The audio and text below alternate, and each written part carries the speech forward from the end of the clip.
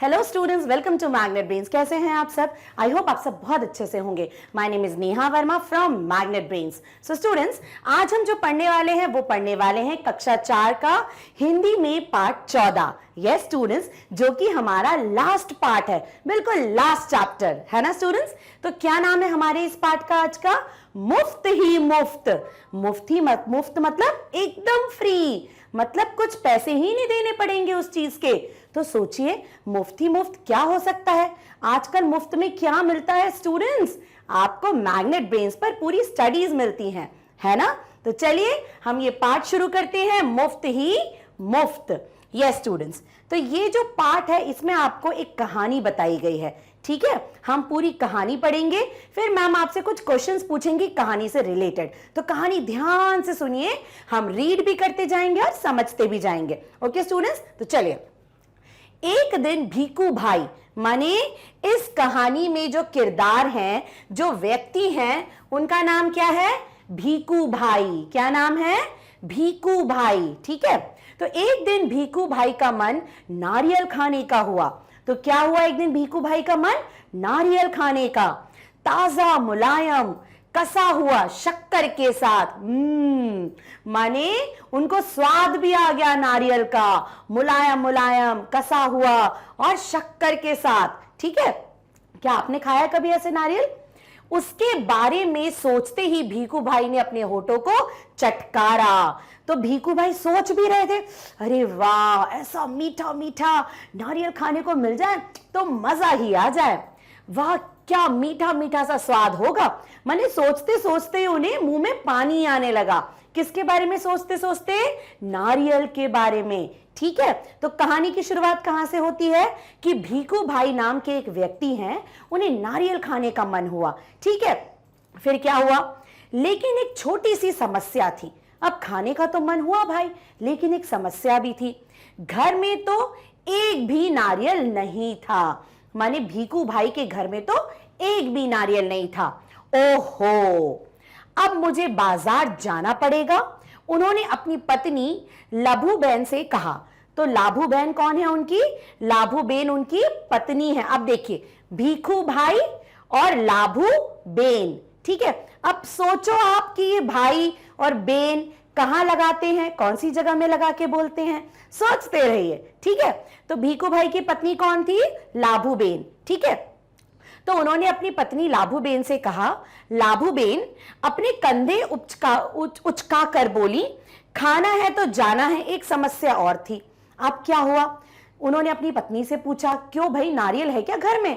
पत्नी ने बिल्कुल ऐसे कहा, नहीं, अगर खाना है तो जाना पड़ेगा बाजार, ठीक है। तो अब याद रखिए, कौन है यहाँ पे जो किरदार है कहानी में? कौन है? भीकू भाई, और उनकी पत्नी कौन है? लाभू बेन, ठीक है। चलो अब आगे बढ़ते हैं। इतना समझ गए हम कि उन्हें नारियल खाने का मन था, लेकिन घर में नारियल नहीं था, तो भीकू भाई को बाजार जाना पड़ेगा नारियल खरीदने के लिए। चलिए अब क्या होता है? एक समस्या और थी। अब कौन सी समस्या थी भाई? भीकू भाई ने कहा, पैसे खर्च करने पड़ेंगे। अब ये दूसरी समस्या आ गई।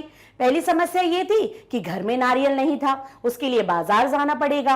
और दूसरी समस्या क्या थी? पैसे खर्च करने पड़ेंगे नारियल खरीदने के लिए, ठीक है। तो लाभू बेन थी, वो क्या बोली? लाभू बेन बोली, हाँ पैसे तो खर्च करने पड़ेंगे। क्या बोली उनकी पत्नी? हाँ भाई, जब बाजार से खरीदना है तो पैसे तो खर्च करने ही पड़ेंगे।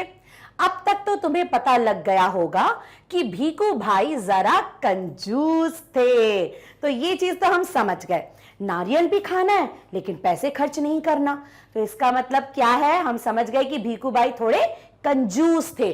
कंजूस कौन होते हैं स्टूडेंट्स, बताइए जरा। कंजूस कौन होता है? जो पैसे खर्च करना नहीं चाहता, जो चाहता है कि हर काम मुफ्त में हो जाए, मुफ्त में हर चीज मिल जाए, कहीं पे भी उन्हें अपने पैसे खर्च नहीं करने पड़े। तो ऐसे व्यक्ति को हम क्या कहते हैं? कंजूस व्यक्ति। ओके, तो भीकू भाई कंजूस थे, ये तो हम सबको समझ में आ गया। अब देखते हैं कहानी में आगे क्या होता है। वे सीधे खेत में बूढ़े बरगद के नीचे जाकर बैठ गए। अब भैया ये सोच में पड़ गए कि पैसे खर्च करने पड़ेंगे। सोचते सोचते वो खेत में एक बूढ़ा बरगद का पेड़ माने बहुत पुराना बरगद का पेड़, ठीक है, उस बरगद के पेड़ के नीचे जाके बैठ गए और सोचने लगे क्या करूं, मैं क्या करूं। सोचने लगे अरे मैं क्या करूं भाई। सोचिए एक नारियल खरीदने के लिए भीखू भाई इतनी सोच में पड़ गए। फिर क्या हुआ, मगर नारियल खाने के लिए जी ऐसा ललचाया कि वे जल्दी घर वापस लौटकर लाभू बेन से बोले। अब सोच में तो पड़ गए, लेकिन नारियल खाने का मन इतना कर रहा था कि वो घर वापस आए और अपनी पत्नी से क्या बोले, अच्छा मैं बाजार तक हो आता हूं, पता तो चले कि नारियल आजकल कितने में बिक रहे हैं। अब इतनी इच्छा थी उनकी नारियल खाने की कि वो घर आए और अपनी पत्नी से क्या बोले, सुनो मैं बाजार होके तो आता हूं, एक बार देखो तो कि आजकल नारियल कितने का बिक रहा है, कितने का बिक रहा है। ठीक है, फिर क्या हुआ, जूते पहनकर छड़ी उठाकर, जूते पहन लिए बढ़िया उन्होंने, छड़ी उठा ली, भीखू भाई निकल पड़े। कहां निकल पड़े, बाजार की ओर। बाजार में लोग अपने अपने कामों में लगे थे, बाजार में तो सभी लोग होते हैं। भीखू भाई ने इधर कुछ देखा, उधर कुछ उठाया और दाम पूछा। अब वो इधर उधर कुछ कुछ चीजों के दाम पूछने लगे। देखते पूछते वे नारियल वाले के पास पहुंच गए। अब फाइनली वो कहां पहुंच गए, नारियल वाले के पास। ए नारियल वाले, नारियल कितने में दोगे।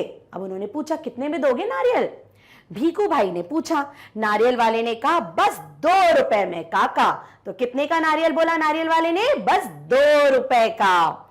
बस 2 रुपए, कैसा था उनका रिएक्शन भीखू भाई का, बस 2 रुपए।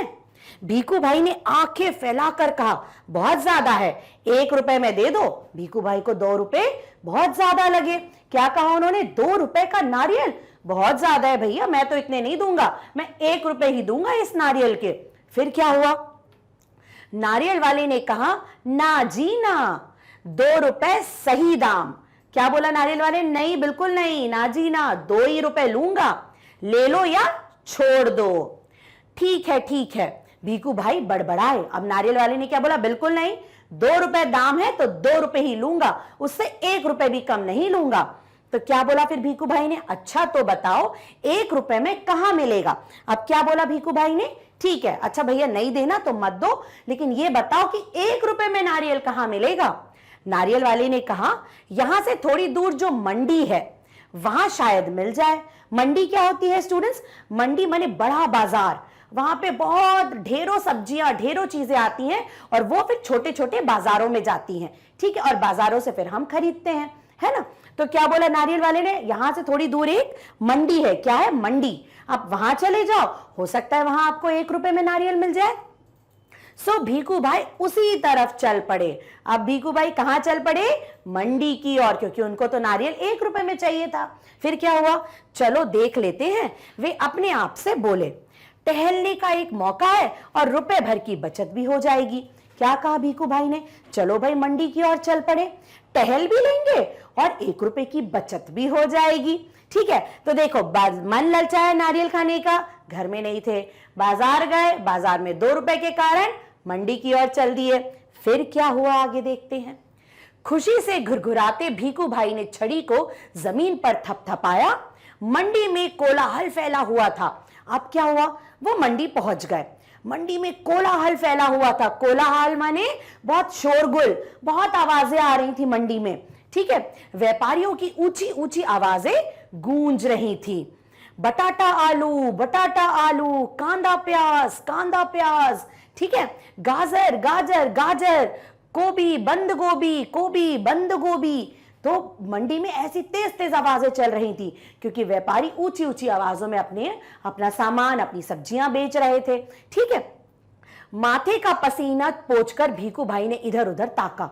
अब इतनी दूर जाते जाते तो भीखू भाई थक गए, माथे का पसीना पोंछा और इधर उधर उन्होंने झांका क्योंकि उन्हें तो नारियल चाहिए था।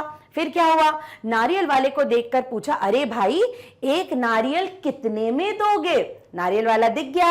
अब उन्होंने पूछा, 1 नारियल कितने में दोगे।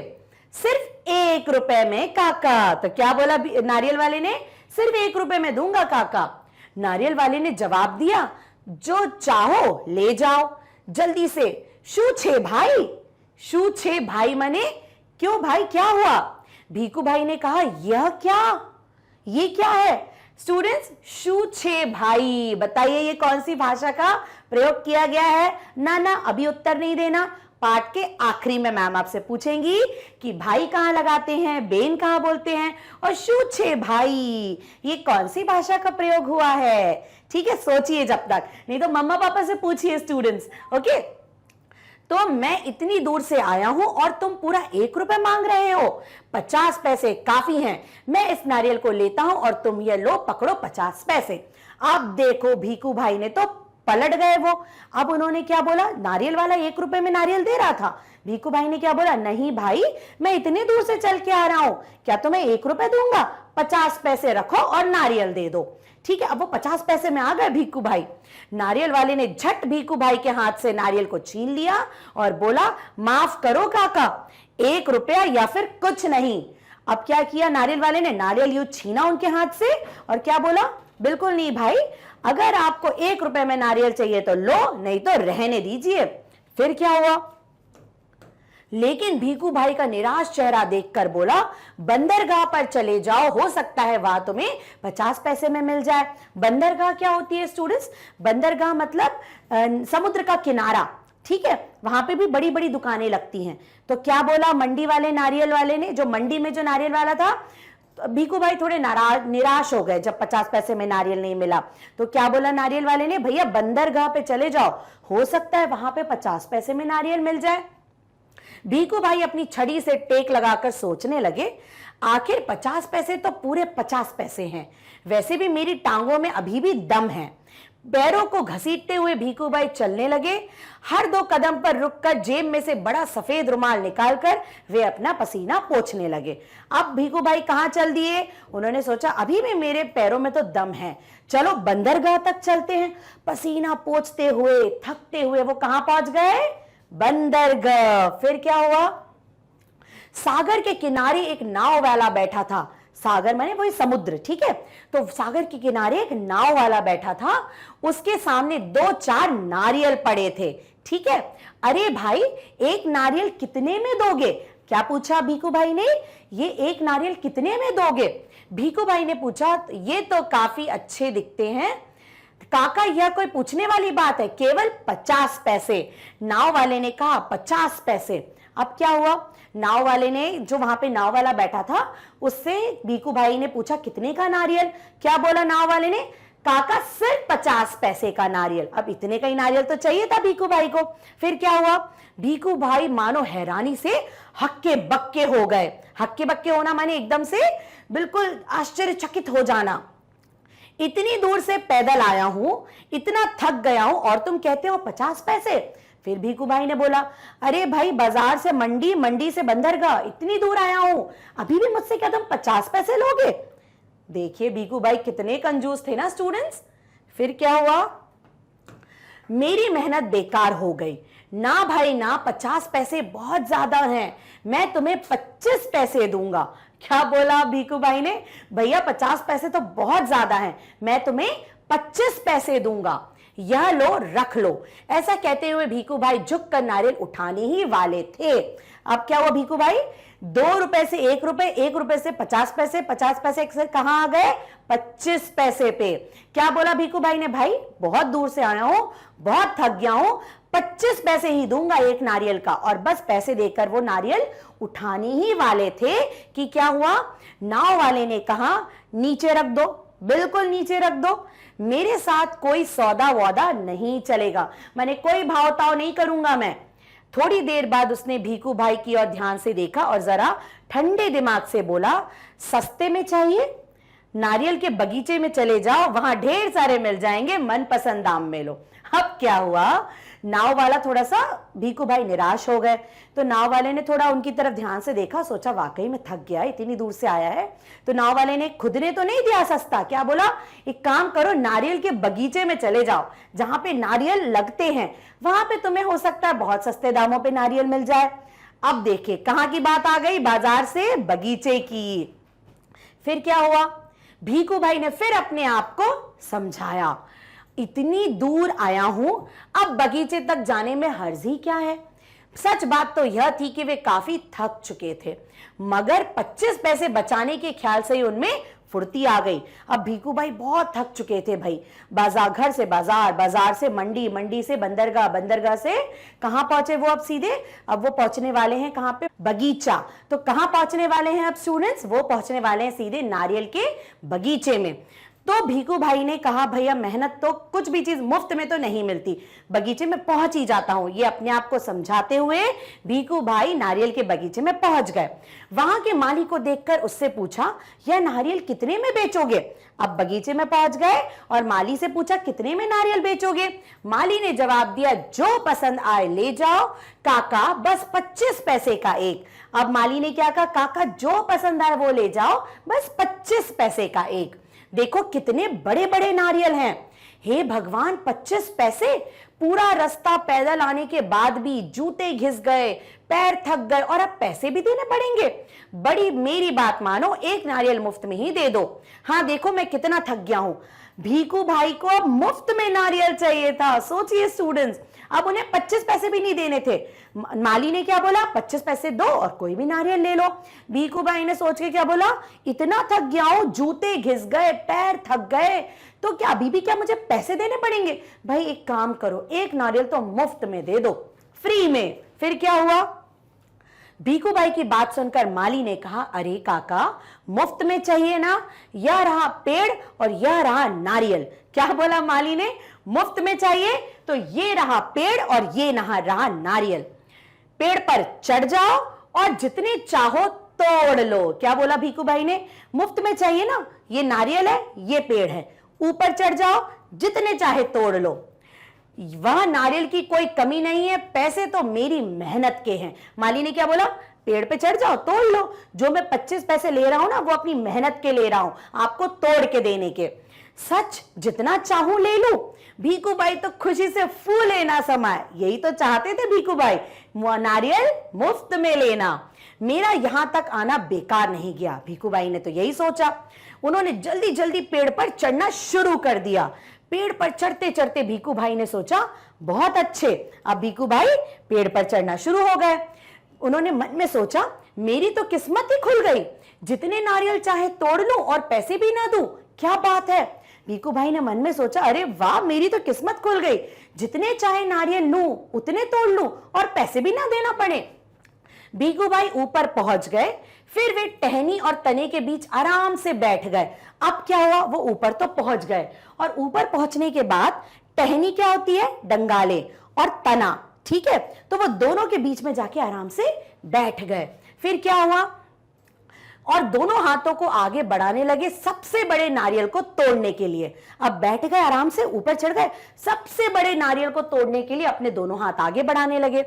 जस पैर फिसल गए और भीखू भाई ने एकदम से नारियल को पकड़ लिया। अब क्या हुआ? जैसे ही कोशिश करी, नारियल तो पकड़ लिया, लेकिन भीखू भाई का पैर फिसल गया। उनके दोनों पैर हवा में झूलते रह गए। ओ मां, अब मैं क्या करूं? अब भीखू भाई तो लटक गए। वो ना पेड़ पे रहे ना नीचे गिरे, नारियल पकड़ के वो हवा में झूल रहे थे। अब क्या हुआ? भीखू भाई चिल्लाने लगे अरे भाई मदद करो। उन्होंने नीचे खड़े माली से विनती करी। अब उन्होंने मदद की गुहार लगाई, अरे भाई मेरी मदद करो।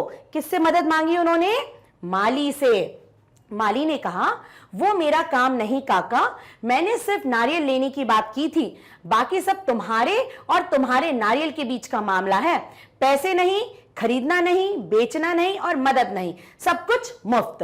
तो माली ने क्या, भैया मैं तो मदद नहीं कर सकता, ये तुम्हारा और तुम्हारे नारियल के बीच का मामला है। पैसे नहीं तो कोई मदद नहीं, खरीदना नहीं, बेचना नहीं, तो अपने आप झेलो। फिर क्या हुआ? तभी ऊंट पर सवार एक आदमी वहां से गुजरा। अब क्या हुआ? माली ने तो साफ मना कर दिया मदद के लिए। तभी ऊंट पर सवार एक आदमी वहां से गुजर रहा था। अरे अरे, भीखू भाई जोर जोर से बुलाने लगे, ओ ऊंट वाले, मेरे पैर वापस पेड़ पर टिका दो ना, बड़ी मेहरबानी होगी। अब भीखू भाई ने क्या बोला ऊंट वाले से? रुको भाई ऊंट वाले, देखो मैं कैसा लटका हुआ हूं, मेरे पैर वापस से पेड़ पर टिका दो। तो क्या हुआ आगे? ऊंट वाले ने सोचा चलो मदद कर देता हूं, मेरा क्या जाता है। ऊंट वाले ने सोचा चलो मदद कर देता हूं इनकी। ऊंट की पीठ पर खड़े होकर उसने भीखू भाई के पैरों को पकड़ लिया। अब ऊंट वाला अपने ऊंट पर खड़ा हुआ और भीखू भाई के पैरों को पकड़ लिया। फिर क्या हुआ, ठीक उसी समय ऊंट को हरे हरे पत्ते नजर आए। पत्ते खाने के लालच में ऊंट ने गर्दन झुकाई और अपनी जगह से हट गया। अब क्या हुआ, ऊंट वाला तो मदद के लिए तैयार हो गया। वो ऊंट पे खड़े होकर भीखू भाई के पैर पकड़ लिए उसने। लेकिन जैसे ही वो खड़ा हुआ पैर पकड़ के, ऊंट को हरे हरे पत्ते दिख गए और पत्ते खाने के लिए ऊंट ने जैसे ही गर्दन झुकाई वो अपनी जगह से खिसक गया। बस वह आदमी ऊंट की पीठ से फिसल गया और अपनी जान बचाने के लिए उसने भीखू भाई के पैरों को कसकर पकड़ लिया। अब क्या हुआ, जैसे ही वो खड़ा हुआ ऊंट पर, ऊंट को पत्ते दिखे, ऊंट सरका और वो फिसल गया। लेकिन उसने अपनी जान बचाने के लिए भीखू भाई के पैर पकड़ लिए। अब देखो, भीखू भाई नारियल पकड़ के लटके हुए और भीखू भाई के पैर पकड़ के ऊंट वाला लटका हुआ। ठीक है, अब दोनों क्या करते, इतने में एक घुड़सवार आया। अब ऊंट वाला भी लटक गया। अब वहां से घुड़सवार आया जो घोड़े की सवारी करता हुआ आ रहा था। अरे संभलो छो, पेड़ से लटके दोनों पुकारने लगे। अब उन्होंने, जो भीखू भाई और ऊंट वाला लटका था, उन्होंने घुड़सवार को बुलाया। अरे भाई सुनो, कोई बचाओ बचाओ। घुड़सवार को देखकर भीखू भाई ने दुहाई लगाई, ओ मेरे भाई मुझे पेड़ पर वापस पहुंचा दो। अब भीखू भाई ने उससे भी मदद मांगी। ठीक है, हम 1 मिनट भी नहीं लगेगा, मैं घोड़े की पीठ पर चढ़कर इनकी मदद कर देता हूं। घोड़े वाले ने भी यही सोचा कि मैं अपने घोड़े पर खड़ा होता हूं और इनकी मदद कर देता हूं। यह सोचकर घुड़सवार घोड़े पर उठ खड़ा हुआ। लेकिन कौन कहता है कि घोड़ा ऊंट से बेहतर है। वो घोड़े वाले ने भी यही करा। वो घोड़े की पीठ पर खड़ा हुआ और इनकी मदद करने के लिए जैसे ही खड़ा था, घोड़े को भी हरी हरी घास दिख गई और वो अपनी जगह से खसक गया। और दोनों एक जैसे ही हैं, माने ऊंट भी वैसे ही हरी हरी घास देकर लालच आ गया, घोड़े को भी हरी हरी पत्तियां देखकर लालच आ गया। घास के चक्कर में घोड़ा जरा आगे बढ़ा और छोड़ चला अपने मालिक को ऊंट वाले के पैरों से लटकते हुए। अब क्या हुआ, घोड़े वाला भी लटक गया। तो सबसे ऊपर नारियल, नारियल से लटके हुए भीखू भाई के पैरों को पकड़ के लटके हुए ऊंट वाला, और ऊंट वाले के पैरों को पकड़ के लटका हुआ कौन था, घोड़े वाला। फिर क्या हुआ, 1 2, अब तीनों के तीनों झूलते हुए नारियल के पेड़ से, तीनों नारियल के पेड़ से झूल रहे थे। काका काका कस के पकड़े रहना। हाँ, घुड़सवार ने पसीना पसीना पोंछते हुए कहा। घुड़सवार ने कहा, काका कस के पकड़ना, जब तक कोई बचाने वाला ना आ जाए कहीं छोड़ ना देना, मैं आपको 100 रुपए दूंगा। तो घोड़े वाले ने क्या कहा भीखू भाई से, काका जरा कस के पकड़ना, छोड़ नहीं देना, आप कस के पकड़े रहो तो मैं आपको कितने रुपए दूंगा, मैं आपको 100 रुपए दूंगा। काका काका, अब ऊंट वाले की बारी थी। अब ऊंट वाले ने कहा, मैं आपको 200 रुपए दूंगा, लेकिन नारियल को छोड़ना नहीं। तो अब घोड़े वाले ने क्या कहा भीखू भाई से, मैं आपको 100 रुपए दूंगा, नारियल मत छोड़ना। ऊंट वाले ने क्या कहा, मैं आपको 200 रुपए दूंगा, नारियल मत छोड़ना। 100 और 200, बाप रे बाप, 300 रुपए। भीखू भाई का सिर चकरा गया, इतना इतना इतना सारा पैसा। खुशी से उन्होंने अपनी दोनों बाहों को फैलाया और नारियल गया हाथ से छूट। तो देखा आपने, लालच में बस सोच ही रहे थे कि 200 300 रुपए मिलेंगे, खुश हुए और अपने दोनों हाथों को खुशी से फैलाया और नारियल छोड़ दिया। फिर क्या हुआ, धड़ाम से तीनों जमीन पर गिरे। घुड़सवार, ऊंट वाला और भीखू भाई। जैसे ही नारियल छोड़ा, धड़ाम से तीनों नीचे गिरे। नीचे घोड़े वाला, उसके ऊपर ऊंट वाला और उसके ऊपर भीखू भाई। फिर क्या हुआ, भीखू भाई अपने आप को संभाल ही रहे थे कि एक बहुत बड़ा नारियल उनके सिर पर आ फूटा, बिल्कुल मुफ्त में। तो तीनों तो गिरे सो गिरे। भीखू भाई जैसे ही अपने आप को संभाल रहे थे, बहुत बड़ा नारियल उनके सिर पर आ गिरा, बिल्कुल मुफ्त में, जिसके उन्हें कोई भी पैसे नहीं देने पड़े। तो देखा स्टूडेंट्स आपने, कैसी मजेदार कहानी थी कंजूस भीखू भाई की, थी ना बहुत मजेदार। भैया नारियल खाने का मन हुआ, पहले घर गए, घर से बाजार पहुंचे, बाजार से मंडी पहुंचे, मंडी से बंदरगाह पहुंचे और बंदरगाह से आखिरी में बगीचे में पहुंचे, जहां नारियल तो मिला लेकिन अपनी हड्डियां भी तुड़वाई, और नारियल मिला, सर पर गिरा और मुफ्त में गिरा। ठीक है स्टूडेंट्स, तो थी ना बहुत मजेदार कहानी, मुफ्त ही मुफ्त। तो स्टूडेंट्स, ये कहानी के रचयिता कौन है, ममता पंड्या, ठीक है, और इसका अनुवाद किसने किया है? संध्या राव। अब अनुवाद किया है माने ये जरूर किसी दूसरी भाषा में है। यस स्टूडेंट्स, आपने गेस किया। यस, ये गुजराती लोक कथा है। कैसे? सुनो छो, आओ छो, ठीक है, ये कौन सी भाषा है? गुजराती भाषा। और भाई और बेन कहां? ये सम्मान वाले शब्द होते हैं, माने जब भी आदमियों का नाम लेते हैं तो सुरेश भाई, गंगू भाई ऐसे बोलते हैं, और जब औरतों के नाम लेते हैं तो जैसे लाभू बेन, सरिता बेन, ठीक है, कांति बेन, तो जहां भाई और बेन लगाते हैं ये गुजरात में, ठीक है, कोम छो, कैसो छो, काउ छो, ठीक है, तो ये गुजराती भाषा है। और ये जो लोक कथा थी ये गुजराती लोक कथा है। इसे अनुवाद किसने, माने किसने इसको हिंदी में किया है? संध्या राव ने। ठीक है स्टूडेंट्स, तो कैसी लगी आपको ये कहानी? बहुत मजेदार थी ना? राइट स्टूडेंट्स, तो ये पूरी कहानी का एक्सप्लेनेशन। तो देखते हैं पहला प्रश्न, तुम्हारी समझ से, माने आपकी समझ, आपके अनुसार क्या उत्तर होना चाहिए? हर बार भीखू भाई कम दाम देना चाहते थे, क्यों? हमने देखा पाठ में कि हर बार भीखू भाई कम दाम देना चाहते थे, तो क्यों देना चाहते थे? उत्तर देखिए, हर बार भीखू भाई कम दाम देना चाहते थे क्योंकि वे बहुत ज्यादा कंजूस थे। क्यों कम दाम देना चाहते थे? क्योंकि वो बहुत ज्यादा कंजूस थे। ठीक है, कंजूस कौन होता है स्टूडेंट्स? जो पैसे खर्च करना नहीं चाहता, जो चाहता है बहुत कम पैसों में काम हो जाए या मुफ्त में काम हो जाए, तो ऐसे व्यक्ति को हम क्या बोलते हैं? कंजूस। ठीक है, चलिए आगे बढ़ते हैं।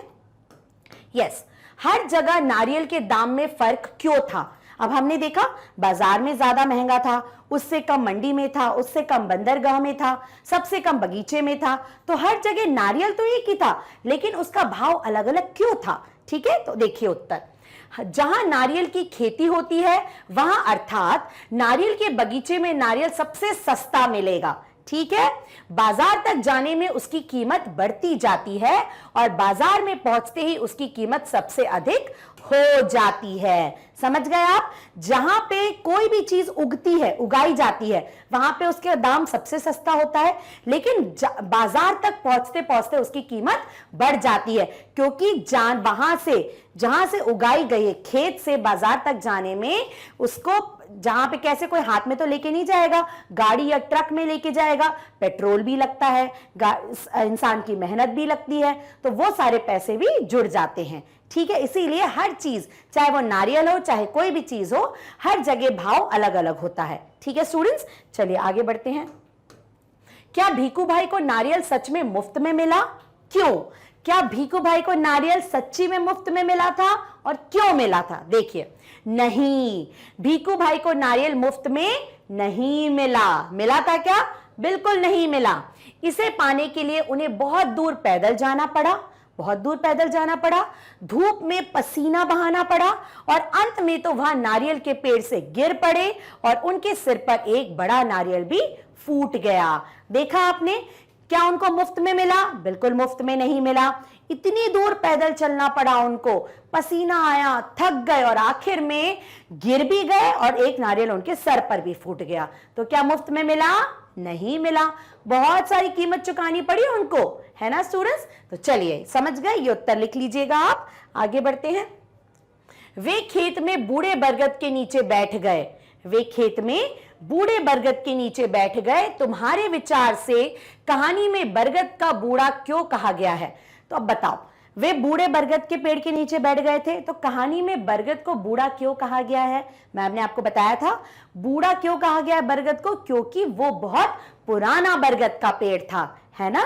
तो क्या लिखेंगे आप उत्तर? बरगद का पेड़ बहुत सालों से अस्तित्व में होगा, माने वो बहुत पुराना बरगद का पेड़ होगा, इसलिए उसे बूढ़ा कहा गया है। ठीक है स्टूडेंट्स, वो बहुत पुराना बरगद का पेड़ होगा, इसीलिए उसको बूढ़ा बरगद का पेड़ कहा गया है। चलिए आगे बढ़ते हैं। भीखू भाई ऐसे थे। अब भीखू भाई के बारे में, कहानी को पढ़कर तुम भीखू भाई के बारे में काफी कुछ जान गए हो। ठीक है, भीखू भाई के बारे में कुछ बातें बताओ। हम भीखू भाई के बारे में बहुत कुछ जान गए, तो चलिए उनके बारे में कुछ लिखते हैं। सबसे पहला, उन्हें खाने पीने का शौक था। बिल्कुल शौक था, मतलब खाने पीने के लिए वो कुछ भी कर सकते थे। ठीक है, वे बड़े कंजूस थे, ये भी हमें पता चला। उन्हें नारियल बहुत पसंद था, क्योंकि नारियल के चक्कर में वो कहां से कहां चले गए। वे कम से कम पैसों में नारियल पाना चाहते थे। और वे बातें बनाने में बड़े होशियार थे। माने वो लोगों को पटा लेते थे, बातें बना लेते थे।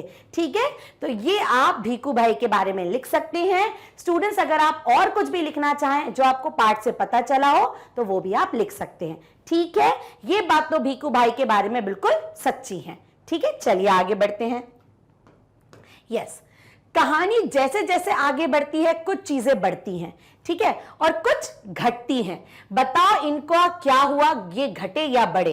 कहानी जैसे जैसे आगे बढ़ती है, जैसे नारियल के दाम घटते गए, ठीक है, भीखू भाई की थकान बढ़ती गई, तो आपको बताना है कि क्या चीज कहानी में बढ़ी और क्या चीज घटी। देखो, नारियल का दाम क्या हुआ, घटा। हमने देखा 2 रुपए से 1 रुपए, 1 रुपए से 50 पैसे, 50 पैसे से 25 पैसे। ठीक है, भीखू भाई की लालच बढ़ती गई।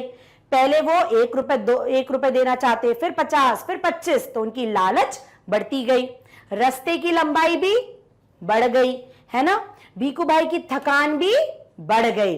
तो सिर्फ घटा क्या, नारियल का दाम, बाकी सब कुछ बढ़ा। ठीक है स्टूडेंट्स, चलिए आगे बढ़ते हैं। यदि इस कहानी में भीखू भाई को नारियल नहीं बल्कि आम खाने की इच्छा होती तो कहानी आगे कैसे बढ़ती, बताइए। तो ये आप खुद बताएंगे। मान लीजिए उनको नारियल की जगह अगर आम खाने की इच्छा होती तो वो क्या करते, तो भी वो ऐसे ही करते। पहले बाजार जाते, बाजार से मंडी जाते, मंडी से कहां जाते, या तो वो बंदरगाह जाते, फिर वहां से वो आम के बगीचे में जाते। ठीक है, तो एक कहानी आप स्वयं बनाइए और अपने दोस्तों को अपनी कक्षा में सबको सुनाइए। ठीक है स्टूडेंट्स, चलो आगे बढ़ते हैं। कहानी में नारियल वाले और भीखू भाई की बातचीत फिर से पढ़ो। अब इसे अपने घर की बोली में लिखो।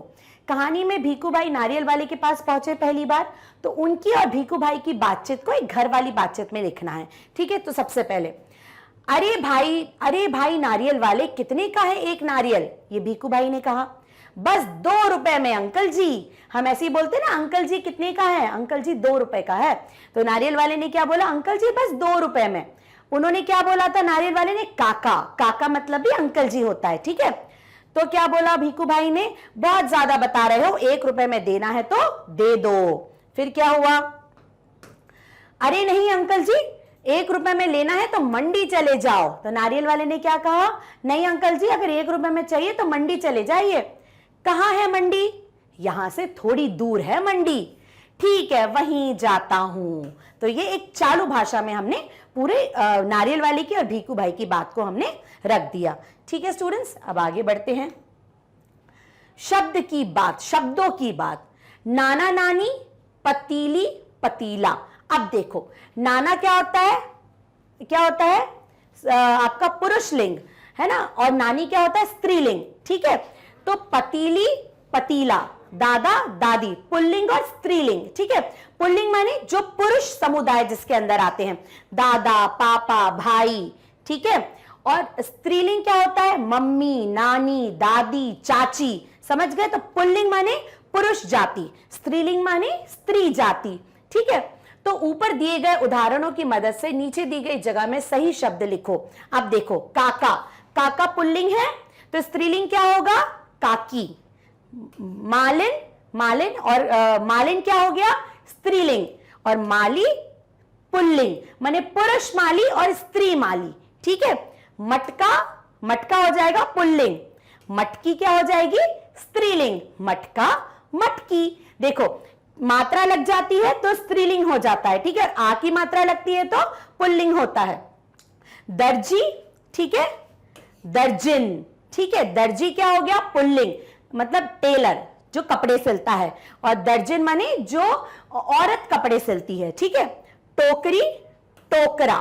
टोकरी क्या हो गया? स्त्रीलिंग में आ जाएगा, और टोकरा पुल्लिंग में आ जाएगा। गद्दा, गद्दी। ठीक है, गद्दा आ जाएगा पुल्लिंग में और गद्दी आ जाएगी स्त्रीलिंग में। समझ गए आप? पुल्लिंग माने पुरुष जाति के जो लोग होते हैं वो पुल्लिंग समूह में आते हैं, और स्त्री वाले लोग जो होते हैं वो स्त्रीलिंग जाति में, स्त्रीलिंग में आते हैं। ठीक है, पुल्लिंग, स्त्रीलिंग। ठीक है स्टूडेंट्स, समझ गए आप? चलिए आगे बढ़ते हैं। बहुत आसान है ना, ज्यादा सोचने की जरूरत नहीं है। देखिए, मंडी में कोलाहल फैला हुआ था, व्यापारियों की ऊंची ऊंची आवाजें गूंज रही थी।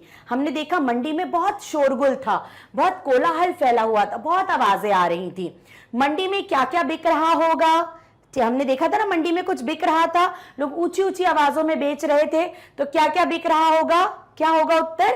मंडी में आलू, टमाटर, मटर, शिमला मिर्च, बंद गोभी, गाजर, कांदा, प्याज आदि सब्जियां बिक रही होंगी। ठीक है, बहुत सारी सब्जियां मंडी में बिक रही होंगी। आप और सब्जियों के नाम भी इसमें जोड़ सकते हैं। ठीक है, चलो अब मंडी में तरह तरह की आवाजें सुनाई दे रही थी, है ना, और देती भी हैं। जैसे ताजा ताजा टमाटर 20 रुपए, 20 रुपए, 20 रुपए। मंडी में और कैसी आवाजें सुनाई देती हैं? मंडी में लोग अपना सामान तेज तेज आवाजों में बेचते हैं, है ना, जैसे ताजा ताजा लाल लाल टमाटर ले लो 20 रुपए। तो और कैसी आवाजें आ सकती हैं? देखो, 10 रुपए में 1.5 किलो आलू भरो। क्या आप कभी बाजार गए हैं स्टूडेंट्स? आप कभी बाजार जाएंगे ना, तो ध्यान से ये आवाजें सुनिए। क्या कैसी आवाजें सुनाई देंगी? 10 रुपए में 1.5 किलो आलू भरो। माने लालच देते हैं व्यापारी, है ना, दुकान वाले लोगों को लालच देते हैं। भेल पूरी खाओ, है ना। उसके बाद रंग बिरंगे गुब्बारे ले लो। बच्चे तो गुब्बारों जैसी चीजों की तरफ भागते हैं। ठीक है, तो ऐसी आवाजें आपको मंडी में आ सकती है।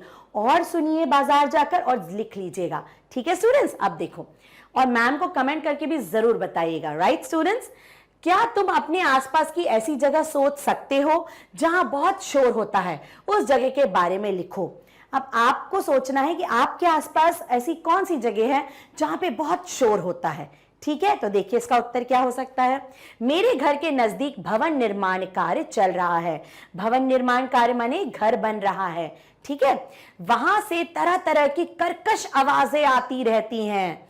कभी ड्रिलिंग की आवाज, है ना, खोदने की आवाज, कभी पत्थर घिसाई की आवाज, कभी ट्रैक्टर की, कभी भारी चीजें उठाते हुए श्रमिकों की जोर की आवाज। तो कहां से तेज आवाज आती है?